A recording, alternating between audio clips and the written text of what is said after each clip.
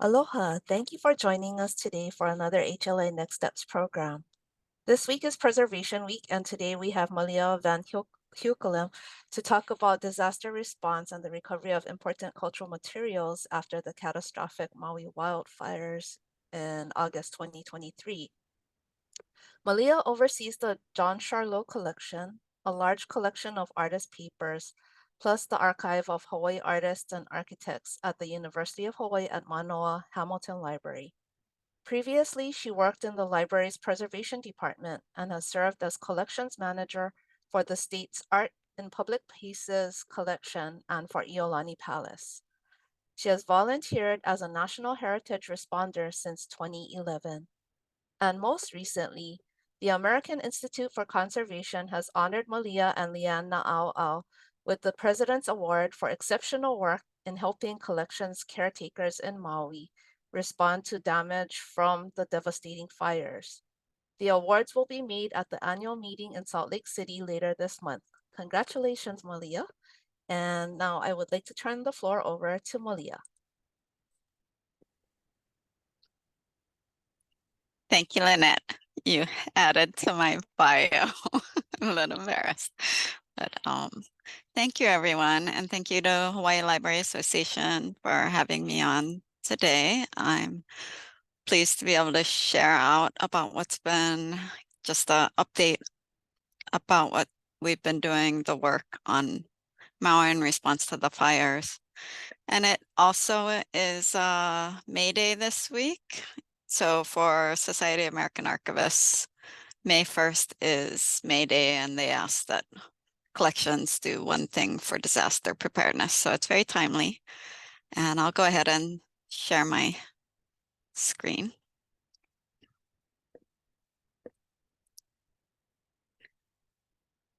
All right, hopefully that's working. And today I'm giving the presentation and my dual role as a National Heritage Responder with the American Institute for Conservation, but also in service to our community on behalf of the University of Hawaiʻi at Manoa and our library. And I've been doing all of this work jointly with Leanne Na'au'au, the paper conservator here at our library, so I must acknowledge her contributions to this as well. So in the immediate aftermath of the August wildfires, the first thing we did was connect with our networks and seek approval from above to make sure that we could engage within this work. We connected with other local professionals, organizations like Hawaii Museums Association, especially, and Bishop Museum. And we began attending these weekly meetings led by Department of Interior and later by FEMA.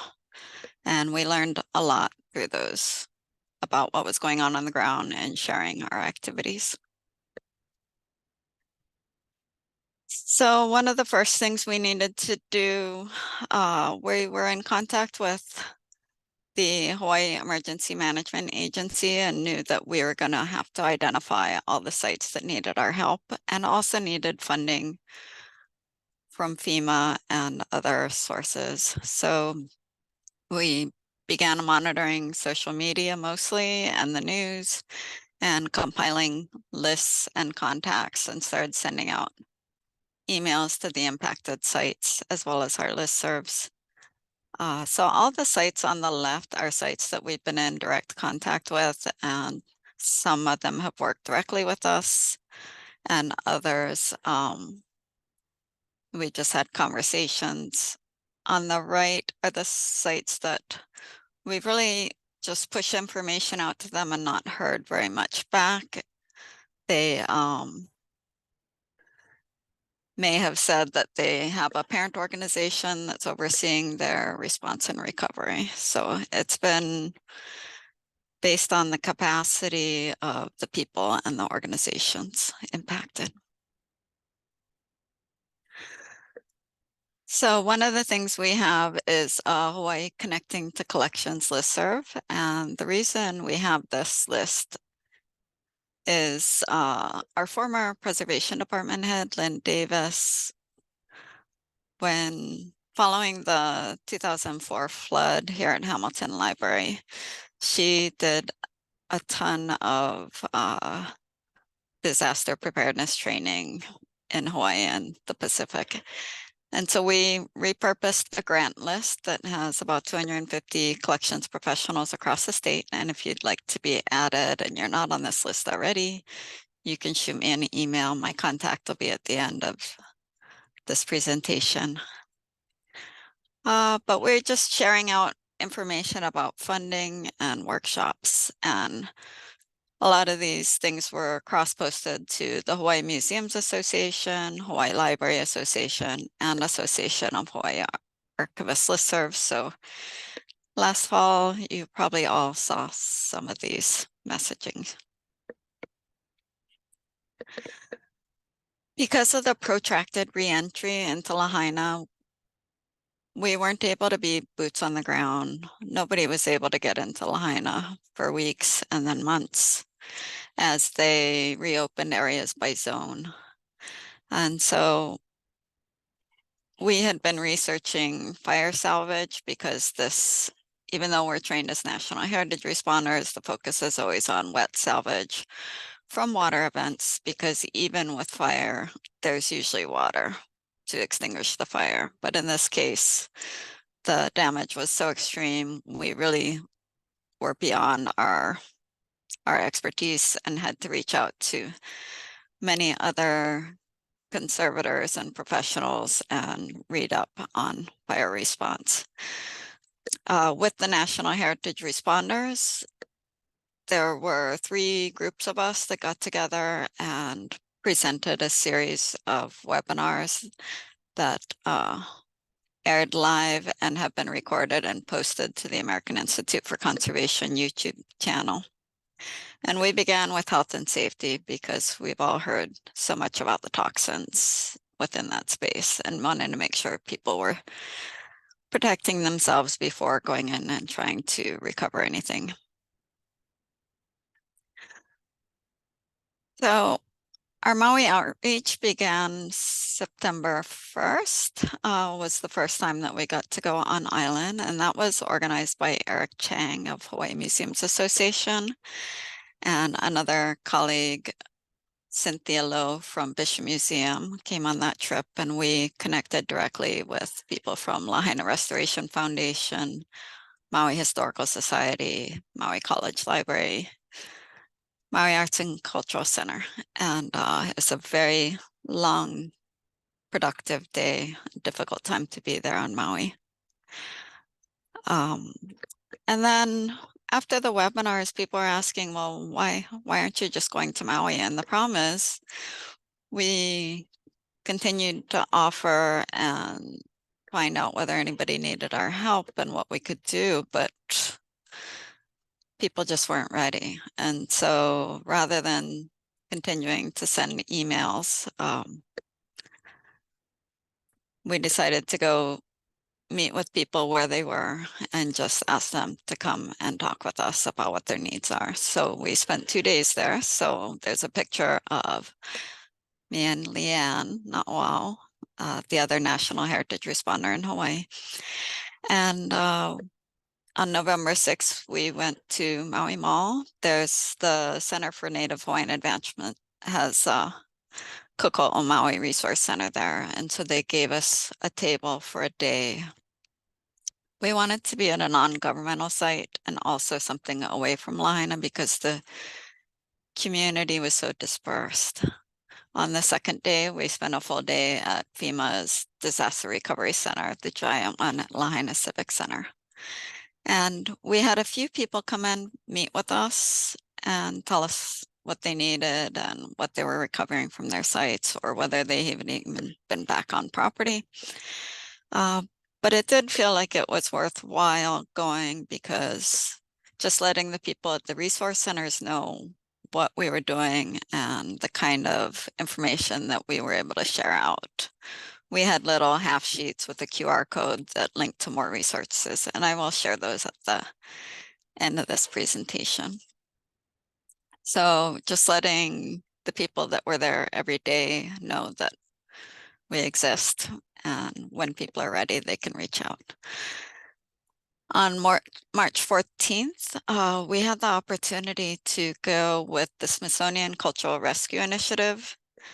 They came out for a week-long visit, and they did a workshop at Maui Arts and Cultural Center, an all-day disaster preparedness and recovery workshop on March 15th, and another session on the 16th. But on March 14th was one of the days where they were going on site and doing a boots on the ground assessment. So we went with them for 3 hours to the Lahaina Jodo mission site, and we were able to join the FEMA tour of Lahaina.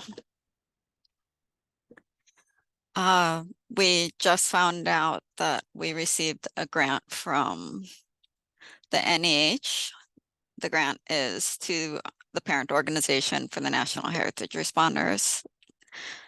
So American Institute for Conservation got one of these CHAIRS emergency grants, and that's going to support us to continue going to Maui several times over the next year as people are ready.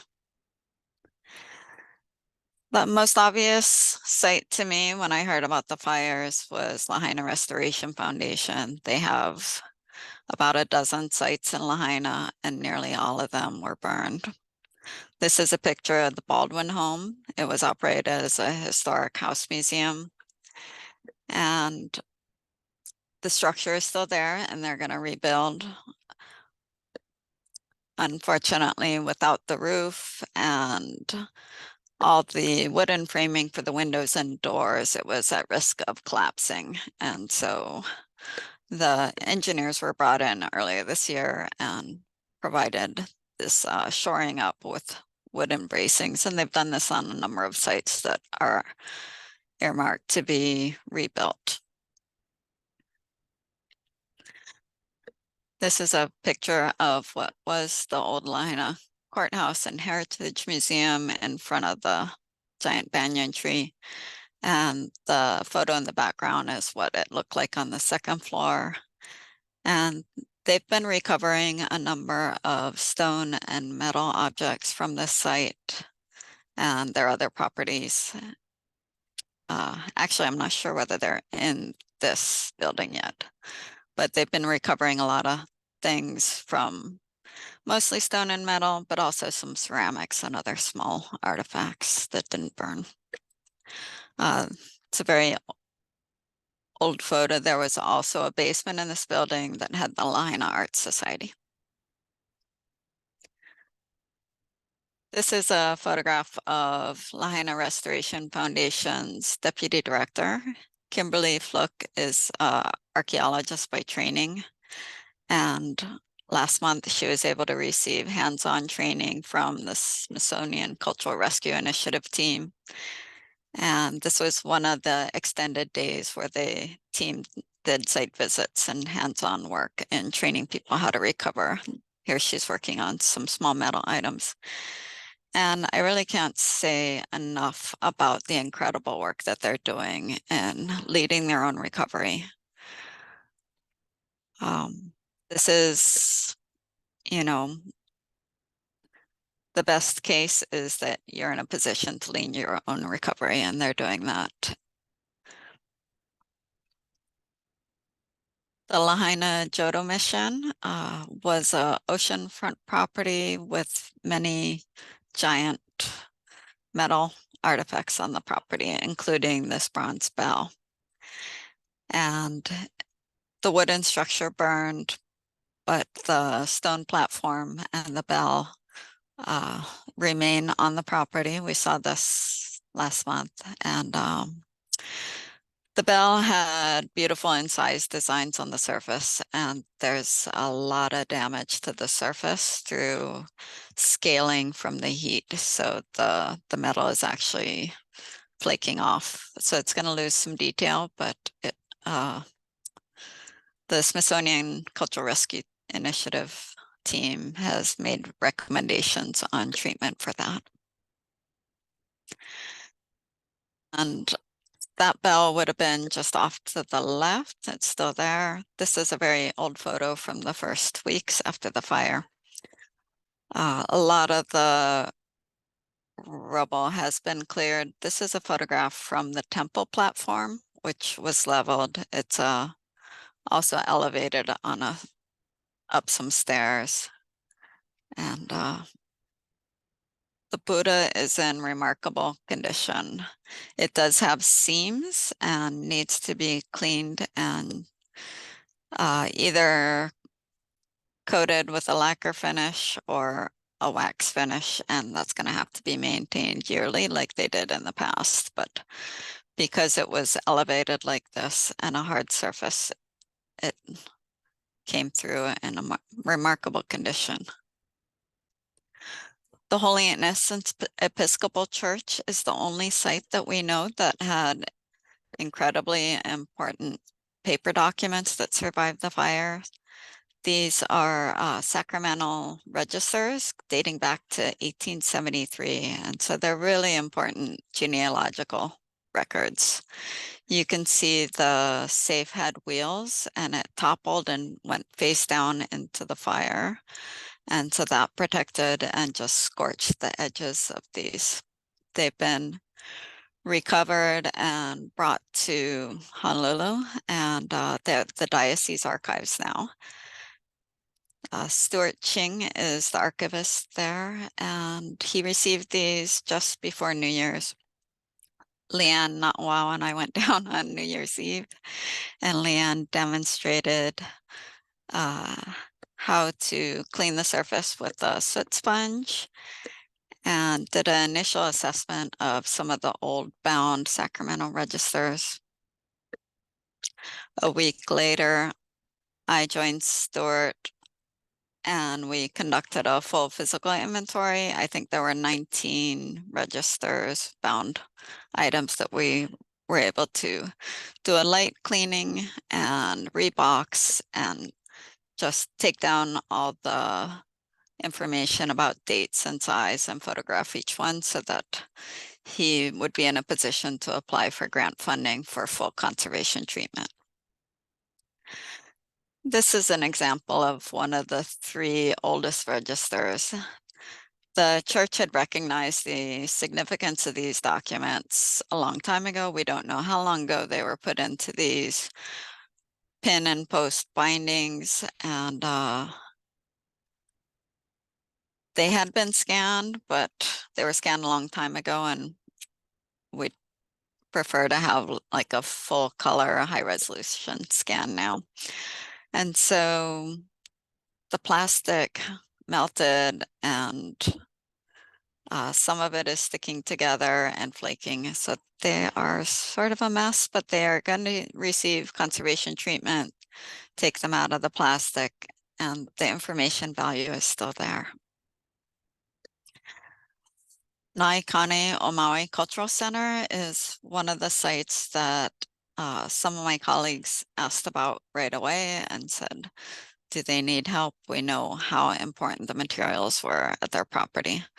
So they're one of the sites in Lahaina that was not in a historic building, but the collections that they housed were incredibly old and important. And that property is gone now, but we hope that they've been able to recover some materials from the site. And for the first time last month, we were able to connect with Keomoku Kapu and his wife Uilani at the Smithsonian Cultural Rescue tour and training session that they held.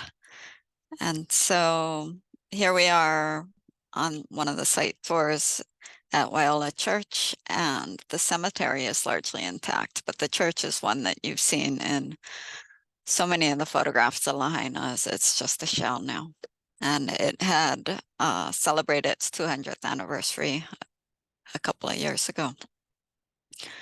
So we're reaching back to Keomoku to let him know that we're available if we can help with recovery of any of the items that they've been able to get back.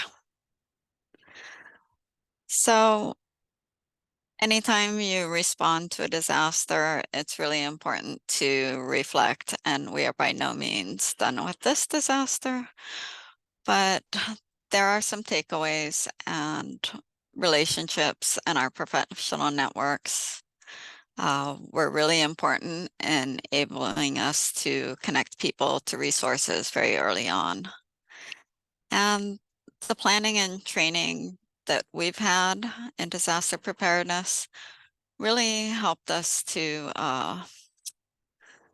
manage our own expectations, because when we all heard about it, everybody wanted to fly to Maui, and the last thing they needed was more volunteers that needed to be fed and housed, because there was no getting into Lahaina. So that gave us time to come up with a plan and connect with other people that could provide expertise.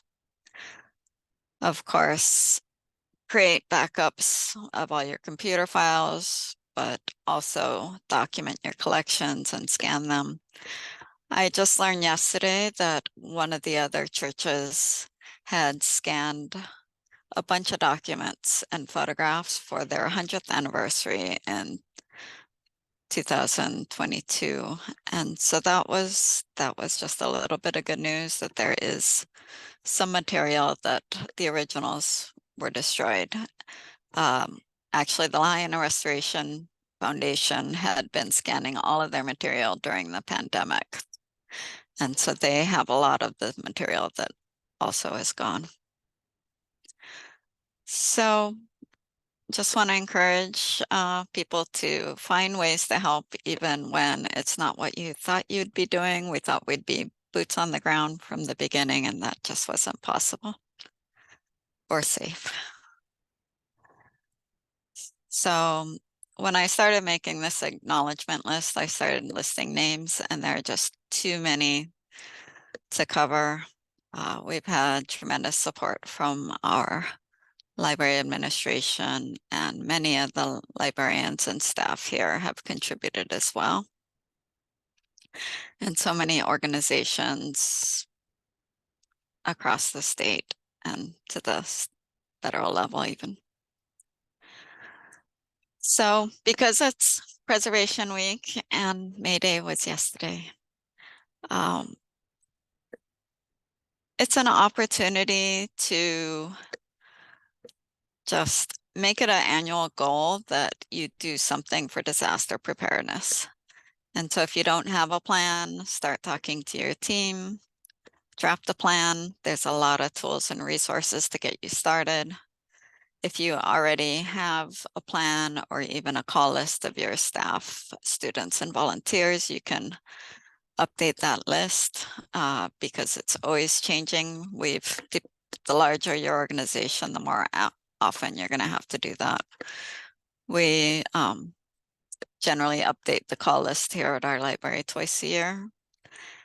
And inventory your disaster kit. There's things in your kit that will go expire, like batteries, or even like rubber nitrile gloves can get sticky if they've been in there for years. So you need to check it and make sure people aren't using that as a regular supply kit. And you need the stuff there when it's a disaster, so you don't have to run to the store. Another thing you can do is practice your plan.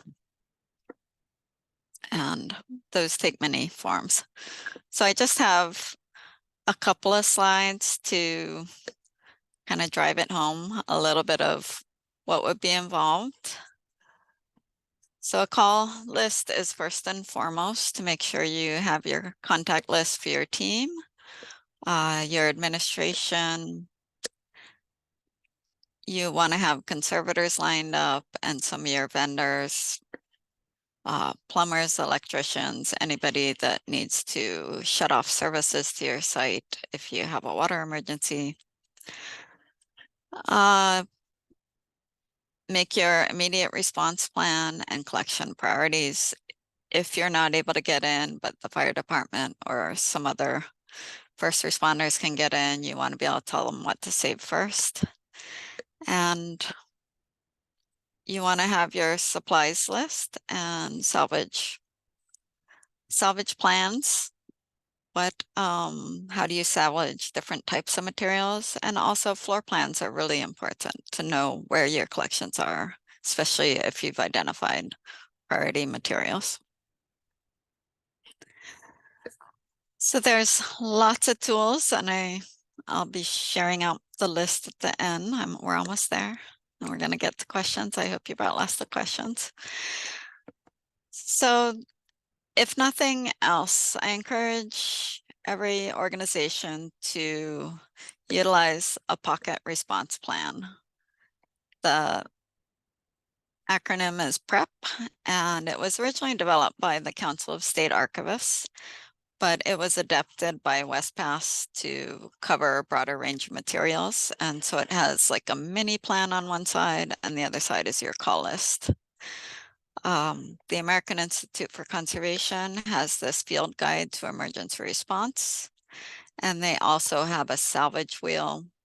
And the salvage wheel is something that rotates, and you can identify what do you do depending on the type of material and the type of disaster. This is just an example of the supply kits that we use here at the library. We put them in these big rolling bins so that the size of our library, you need to be able to move it around, and some of these big plastic rolls are really heavy, so this is a convenient way to get your supplies where you need them. In a smaller institution, you might not need such a big thing on wheels, but this works for us. Some of the training that would be appropriate to consider would be the incident command system. This is what government first responders use, and it's important to understand that if you're dealing with a large scale disaster. And these trainings are available online for free through FEMA, ICS 100 and up. There's also specialized training just for application and cultural heritage institutions, and a very good webinar on that that's in our resource list. You can do a tabletop exercise, and that is kind of working through a scenario.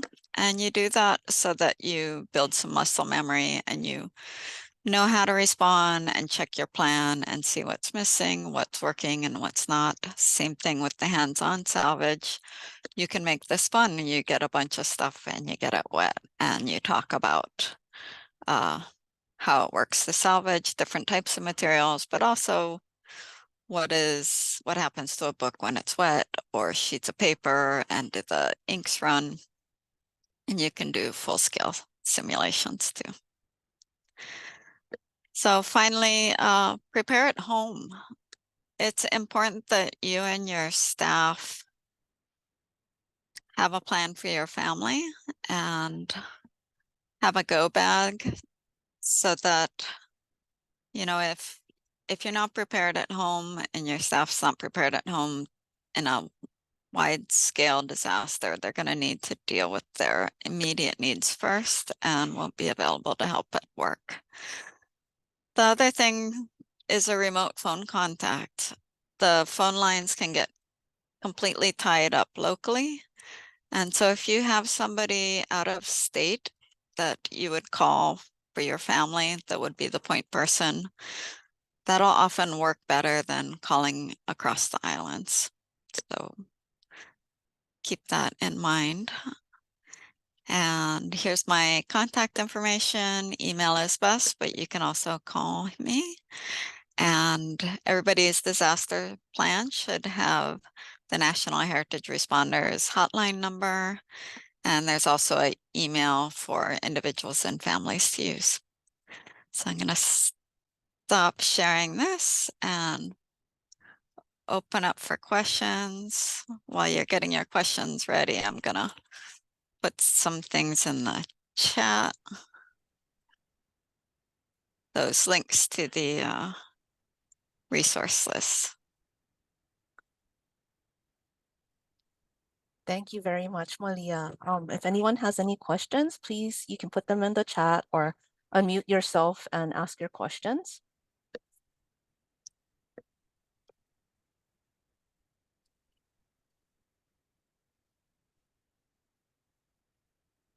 Did anybody brush off your disaster plan this week and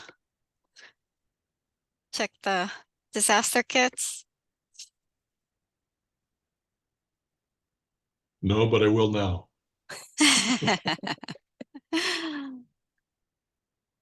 So Malia, for those organizations that are not on the Hawaii Connecting to Collections listserv yet, how would they get onto this Just list? email me or Leanne. We're the listserv administrators, and I'll put Okay. that in the chat again. So Thank you.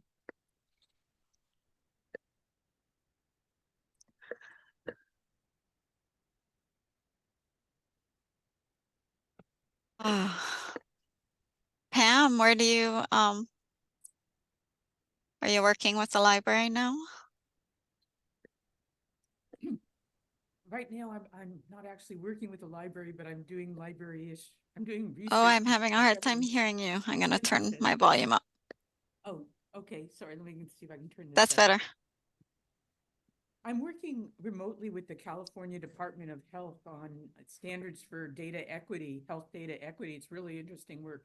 Sex orientation, gender identity, race and ethnicity. But Wow. I'm still in Hawaii, which is nice. Yeah. But it's good to hear your talk. You're such an Thank you. expert. And I gotta give a shout out to Gwen. She's one of the people that provide great intel for me and what happened with the Lahaina Public Library, because we were putting information out and not really hearing back. I ended up eventually connecting with one of the Stacys, the one. Stacy Aldrich or Stacy I Conn. have Kano. Is it Kano still? Okay, I think her email is different, so I wasn't sure about the last name, but she oversees like when library shutdowns happen, and so found out that they had a couple of file cabinets full of local history clippings, and so that is all gone. But they're going to rebuild, and I've just heard what a beloved little library that was. And 10 Quoc also here at our library, there were people gathering information about like a mapping program. They wanted to do GIS map layers, and so he was able to send me a whole bunch of links to get people to all the historic maps that he scanned and aerial photos. So everybody's been helping along the way.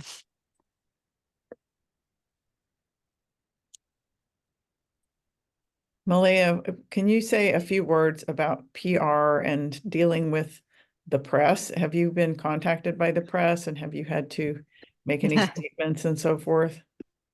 Oh, how interesting. Yes.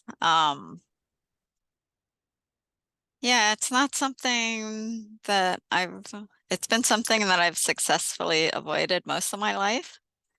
And Chloe Veltman of National Public Radio had flown out here and done some of the first stories about climate change and the damage, destruction of cultural heritage. And so she was boots on the ground on Maui within that first week. And she was doing a whole series about it and wanted to do the final story on the National Heritage Responders. So she had reached out to our leadership with the American Institute for Conservation, and they said, oh, Chloe wants to talk to you guys. And we're like, well, we're not even on Maui. We haven't been able to go over. We got nothing to show. We're just pushing out information. And so we really didn't want to talk to her before we had something tangible. And so she ended up doing a beautiful story on the National Heritage Responders. And at the very end just said, oh, and they're going to be doing some webinars coming up. And so that was fine. And then UH News wanted to do a story. And we're like, well, we got nothing, you know, there's no pictures or anything. And so we just kind of put that off because it felt like too soon. Not really a story. Everybody else was doing so much more than us. And then I got a call from Civil Beat.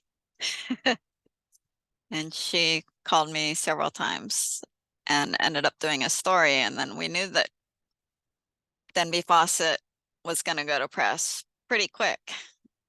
And so then I felt terrible because we had been putting off these other two reporters for weeks. And I was like, oh no, I can't let her launch this story without getting back to the other ones with information about the webinars and stuff. So it was really kind of a juggle, and it's really Denby that was pushing me. Siobhan Matsuda, we were in contact with her in the first days at Maui College Library, and she was doing the same thing. Why aren't you guys here? Like, because we're asking everybody where they need help, and you know, if they not ready for us, we can't just show up. And then when Denby was asking me the same questions, but it was October, and we're like, yeah, you're right. I mean, maybe we just need to go to them. And that's why we planned those 2 days of just going and standing up a table at a recovery center and sent direct email message to everybody and said, hey, we're going to be here. Come talk to us. Tell us what you need. So we got a couple of people from small churches that came and saw us. And one of the office managers for Lahaina Restoration Foundation came to see us. And just talking to the people that were running those centers.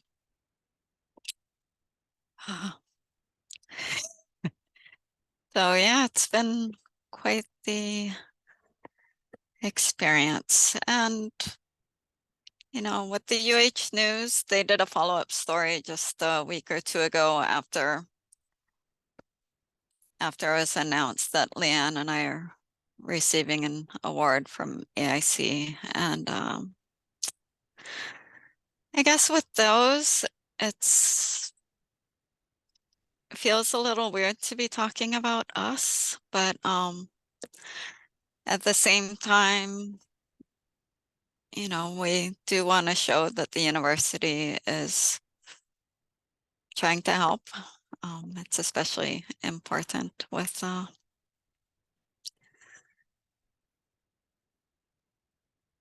just trying to show we're helping when we can as part of our community service. I can imagine it must be hard though to coordinate, you know, all of the different groups. Like, so do you get your I guess your directions from the National Heritage Responders, or how does that work? Well, so it's a funny thing because we're one of the only states that maintains a listserv of and there's many other states that have tried to model after this in identifying all the libraries, archives, and museums. Because I did a mapping program back in 2014 after a training. The National Disaster Recovery Center and Hawaii Emergency Management Agency were got me together with them to provide these lists. And so they did a mapping project and we've maintained that listserv. And so between AIC and the Heritage Emergency National Task Force, we were making sure that we were getting the best information to push out to people, and also reached back to Hawaii Emergency Management Agency, who the FEMA coordinator is on our listserv. And so she said, hey, Malia, we're doing these in-person workshops next week. Can you let everybody know to show up if they want to apply for disaster assistance? So, you know, being able to be sort of a liaison role and advocate, that was where we were able to do the first things. But of course, that's not a great news story. So that's it's like, well, we don't want to talk about this. Yeah, we sent a bunch of emails.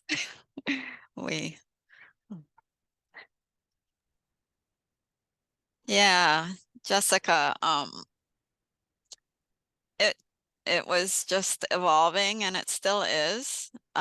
Just in the last couple of days, I've emailed back to all the sites and said, hey, now we do have this new funding support to send us over maybe 6 times over the next year for overnight trips. And so Lahaina Jodo Mission is the one site that has told us repeatedly they'll take all the help we can get.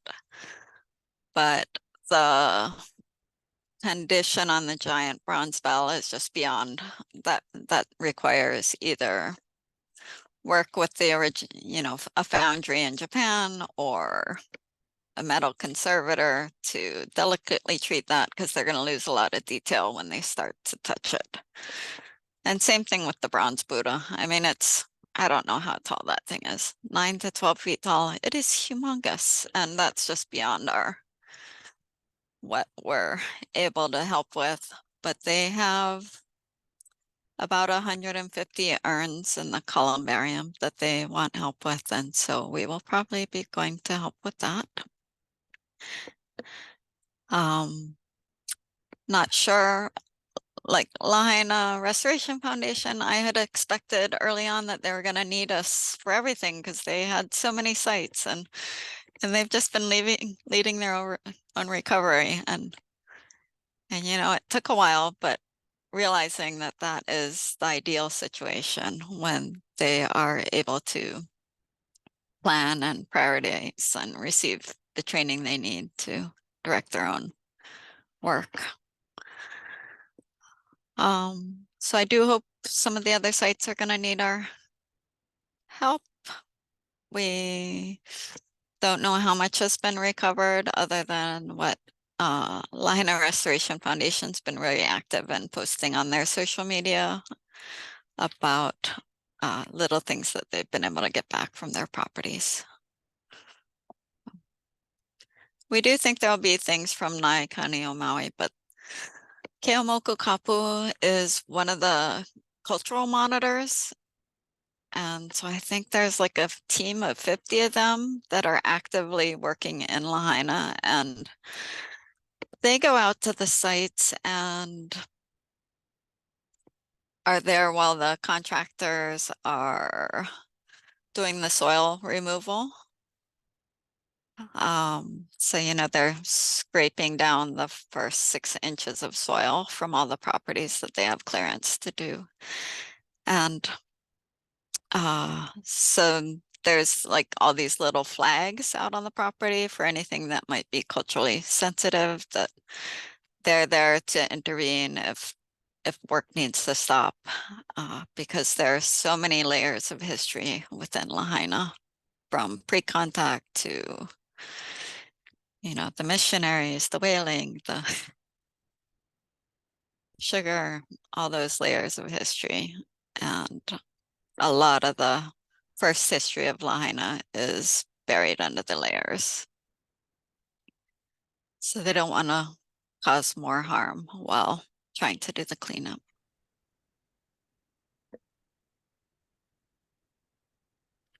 Oh, there's a comment from Jessica Gleason on here, and it says that she worked at Wailuku Library and she has a treasure trove of photographs and paper documents that need archiving.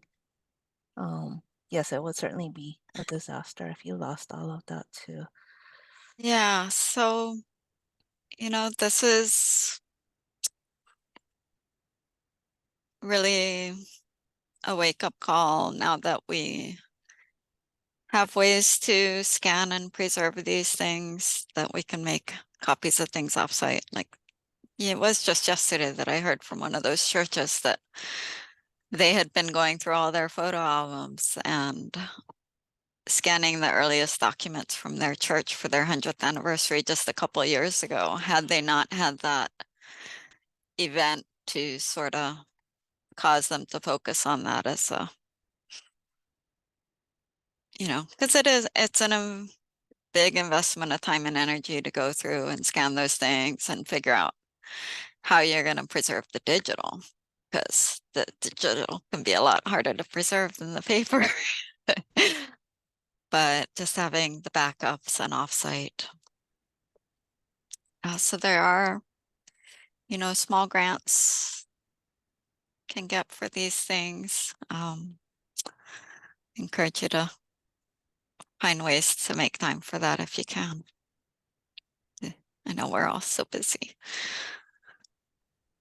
Malia, Malia, oh, sorry, go ahead. sorry, really quick question. This is Jessica on Maui. Yeah. And I am deeply interested in this type of work. I'm not an archivist, I'm a public librarian, but we do have a treasure trove of items. And I don't know if you or someone we could have do in-person training or something more coordinated. It never is a priority, which is unfortunate. But I feel like, it's so important, and even something that the public can take advantage of, people that as part of disaster preparedness, and even, you could tie it into lots of things of preserving your family history. Something like that, I think, would really resonate with people, the public at large, but also with those of us who know we have, invaluable collections. And so I don't know, that's something Yeah. that I would be interested in. I don't know if other people are, but to have you come over and do something with us, is that possible? Yeah. So there's been some, we definitely know that there is a big gap now, especially with the disaster preparedness, because Lynn Davis, that was the head of the preservation department here, was a founding trainer for WestPass. That was the Western States and Territories Preservation Assistance Service, and they had federal grants to go and do this kind of training. And so the last time there was that training was actually on Maui in 2016, and now that organization has shuttered. And so nobody's really doing it. I think Leanne went to Maui around 2018. The Association of Hawaii Archivists did an on-island workshop. I did one here in the library for AHA. Yeah, Laura, that's right. So they did a whole series. So that was the last statewide offering, I think, of disaster preparedness and response training was 2018 that I did for AHA. And so we know there's a need. I've talked to Hawaii Council for the Humanities and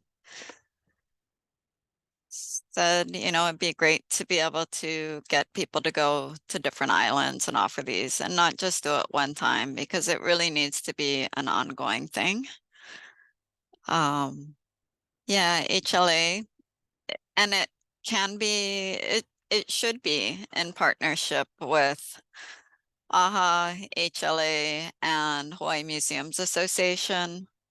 And Eric Chang he's the current president of HMA, and he's the one that made the Smithsonian Cultural Rescue Initiative thing happen. I had been saying since August that what we need is a train the trainer program. We need people to fly out here and train us how to do this, because this is just so far beyond our abilities with the fire. And so he did. He made it happen. And one thing that we've talked about is, now that this has happened and we're all reminded that we need these plans in place, not that it would have changed anything for Lahaina, because there was no stopping that other than environmental. mitigation happening before it ever happened. But there's something called the HEART training, which is similar to the training that Leanne and I have received as National Heritage Responders. And so Eric started those conversations of having a HEART training in Hawaii, maybe next year, early sometime, and then people from across the state, we would cross-post that, even if it's HMA that's sort of the driver for making that happen. That would go out to all the different organizations and invite people, but it would be very limited because it would only, they could probably only admit, I imagine 25 or 30 people max to the workshop. And that's kind of what happened with the Smithsonian workshop last month, was it capped out, and it was prioritized for Maui people. So about half the people are from Maui, but more training, more ongoing training, because people come and go. There are new people that enter the field all the time and people that retire. And so just having refreshers is really important.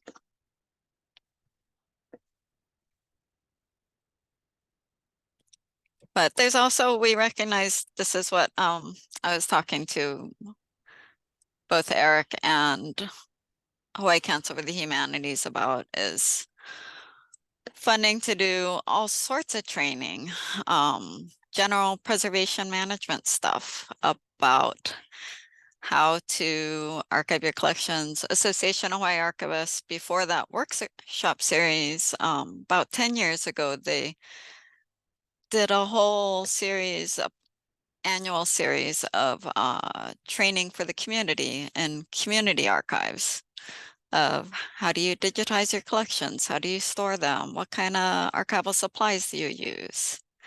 How do you, what are the risks? And Deborah Dunn, who retired from our preservation department, she and I did a little workshop at Nanakuli Public Library when it first opened, because there were all these amazing recent graduates from the library school that were working out there. So they invited us to come out and do a workshop. And that was just a whole community series that they were organizing. So we did the one on how to care for your papers and photos. So it is easier if it's on Oahu. And this is where a lot of people are. And the only reason it's easier is because it doesn't cost money. There's usually people that are available to help once in a while. But getting out to other islands, the travel costs are big, and that's why AIC applied for a grant, because for us to return to Maui, if we stay overnight, even the seaside is now almost $400 a night. Yeah, and anybody that stayed at the seaside, I mean, I stay at budget hotels, and that's where I've stayed in the past, but but that's not a $400 a night hotel. It is now. So yeah, it's very, our library is very supportive, but they can't really fund our trips to undertake this work, even though they support our community service.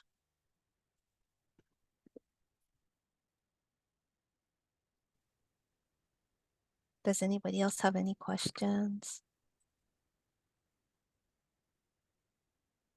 So Malia, for your grant, it covers mostly the travel costs, but do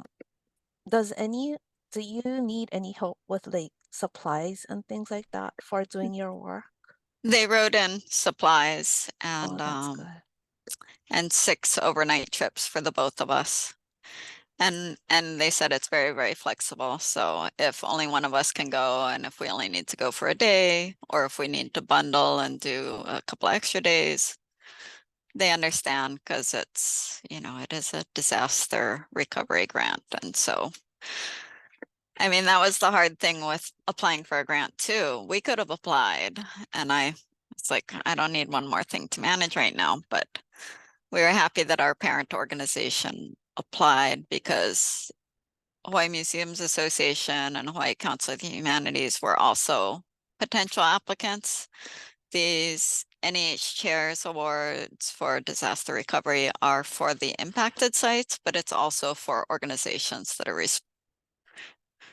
supporting the recovery. And partly is a lot of the impacted sites just don't have the capacity to apply for the funds themselves. Or maybe don't, navigate that system of federal funds, even though these are supposed to be the easy grants. It's not. And it was like a 30-page application. I looked at it like, so just being able to go over, we will be able to buy archival supplies to help rehouse if people have small things that they need help with.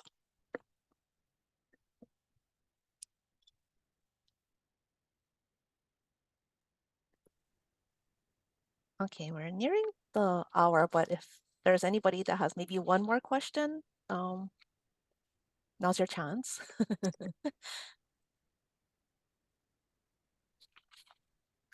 Okay, if not, I will just close this out and thank you again, Malia, and thank you everyone for attending this session. We're working on the summer schedule for the next steps, and we'll be sending out announcements soon. Please check the HLA event schedule for our upcoming HLA next steps. Thank you. Thanks, everyone.